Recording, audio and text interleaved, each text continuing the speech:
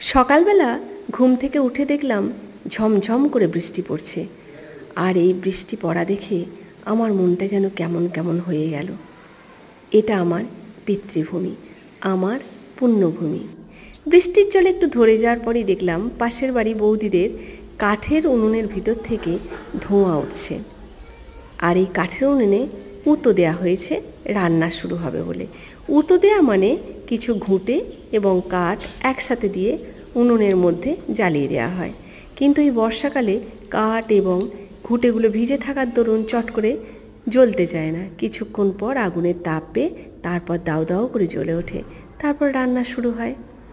এই অংশটা হলো আমার দাদুদের তৈরি বা জেঠুমনিদের তৈরি একটা যৌথ দোতলা 6 কুটুরি বাড়ির সামনের অংশ, যেখানে আমার মা এবং কাকা অতি যত্ন সহকারে কিছু ফল এবং ফুলের গাছ প্রতিস্থাপন করেছে এবং দেখভাল করে।